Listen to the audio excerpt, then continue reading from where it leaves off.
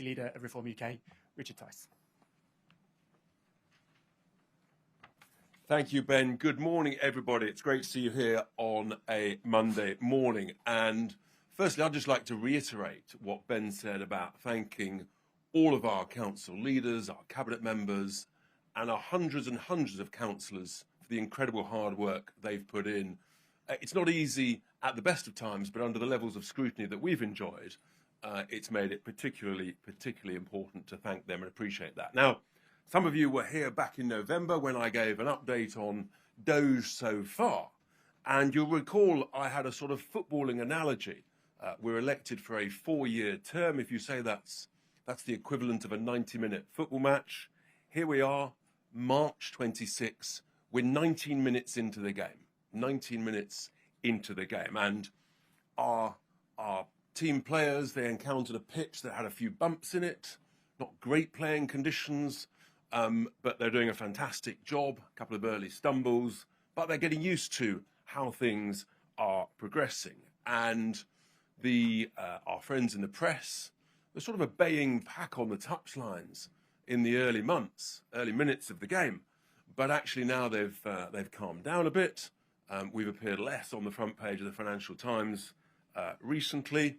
And goodness me, hasn't our squad size increased? May last year, we had 804 members of the squad, 804 councillors. We've now got some 976, I think, at the last count. And this is a key thing. By-elections since last May. We've won 76 of them. We've won more by-elections than the Conservatives, Labour and the Greens put together. Just think about that in terms of voters continuing to express their preference for reform. Now, what have we achieved so far? What are our successes? Well, I think it's a bit like, given that I'm a Liverpool fan, Mo Salah, we've achieved 5 incredible goals. And in footballing terms, they're all absolute screamers. Goal number 1 is that we have saved in the very first year, in fact, just in the first 10 months or so, we've been saving and delivering savings of some £325 million plus, day one to now. That is a massive, massive achievement. And we are very, very proud of that. Just some of those, for example, whether it's saving tens of millions on a waste contract in County Durham, whether it's saving tens of millions on an IT contract in Lincolnshire, millions and millions of pounds savings on taxi services in Lancashire, or indeed, given the incompetence of the Tories, Kent County Council, there, under new direction, discovered that in the area of adult social care, a statutory requirement, of course, people said you can't save any money there. We discovered that actually the care providers had just been ramping up with no checking whatsoever of the invoices, increased some 80% in the last 5 years alone, already by calling them in, by renegotiating those contracts and saying, this is not good enough, you're ripping off Kent taxpayers, we're delivering on many millions of savings, and that will increase in Kent. So significant savings being achieved in year 1. The second goal is just the issue of service improvement, how actually people are feeling. And just a couple of examples for you. In Northants, it's been nominated, shortlisted for an award as the most improved council. In Staffordshire, Ofsted have recently written to the council confirming that under new political administration, new political leadership, there's been a clear recognition of the importance of improving children's services. Very proud of that indeed. In Leicestershire, for example, the backlog of educational health and care plans, EHCPs, has been reduced by some 50% plus, including the use of AI. And that, I think, is just an interesting, important pointer to the future and how AI can improve services for all of our council residents. Just a few simple examples. I gave a press conference also on the vitally important and very sensitive issue of special educational needs and disabilities. The government's produced a white paper, and whilst there's much that should reassure parents within that, we've got a working group looking closely at it. We think that some of these reforms could actually happen and be delivered faster, and that would help parents and, most importantly, children. And then if we move on to the third goal, well, looking ahead to 26, 27, and yes, we've identified savings within our budgets of some £400 million plus. That is a massive, massive amount of money that our councils will now go to deliver, including lower employer pension contributions of tens of millions of pounds. I'll come back to that shortly. And then goal number 4, and this is the big one. And if you look on the screen to my right, to your left, you will see that, yes, reform is the big winner because we have the lowest council tax rises of any of the major parties by an enormous margin. There we are, our majority councils, 3.94%, at least 20% lower than the next candidate, the next party, the Labour Party, at 4.71%. So despite all of the nonsense that was printed in the press over months and months that we were going to have all our councils would rise their taxes by 4.99%, actually there you are. There's the average, 3.94. But that doesn't tell the whole story. Oh, no. No, let's look at County Durham, 1.99%. Until last Thursday, was clearly the leader in the country, just pipped to the post right at the wire by one other. But that's a remarkable achievement. Lincolnshire, despite everybody saying it was going to be 4.99, 2.9%. I suggest that journalists should listen to reform, not listen to the nonsense from opposition councillors. And we had Leicestershire, 2.99%, another fantastic result. Here's a couple of extraordinary results too. Lancashire, 3.8%, the lowest rise for a decade. The lowest rise for a decade in Lancashire, and not to be outdone, Nottinghamshire County Council also, 3.99%, their lowest rise for a decade. So I think there's a pretty clear message here, folks. If you want lower council tax rises, if you want to save money, vote reform. It is as simple as that. The evidence is in. The data is there. If you want to save money, vote reform. It is crystal clear. It's a remarkable achievement.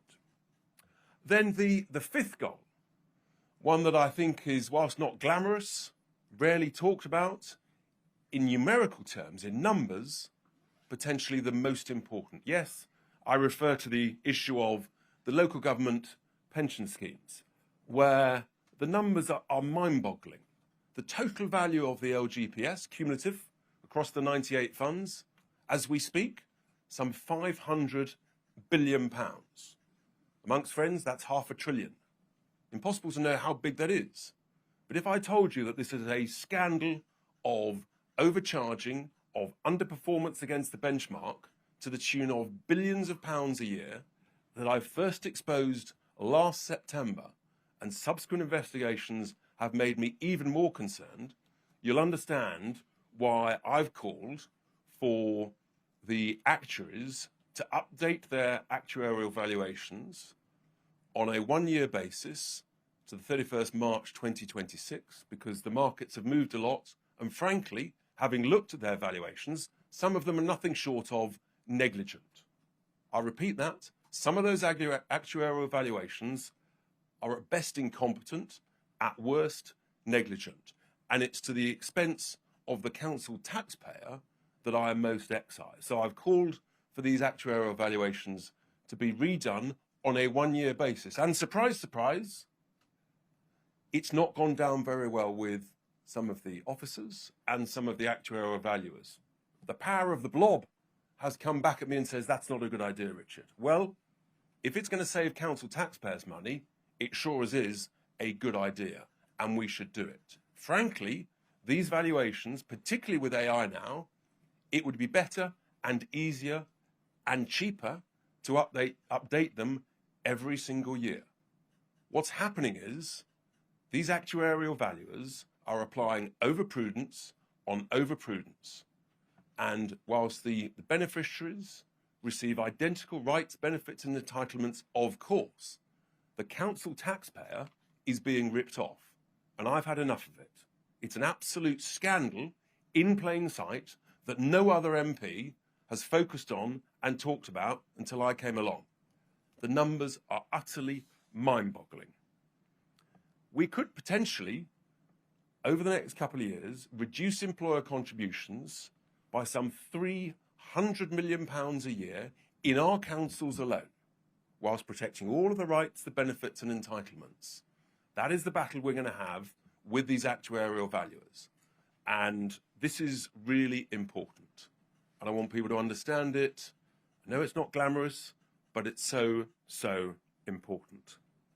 To be able to save those sort of numbers in our councils alone potentially would mean that there will be almost no council tax rises in many of our councils. That's what I'm focused on. Quite remarkable.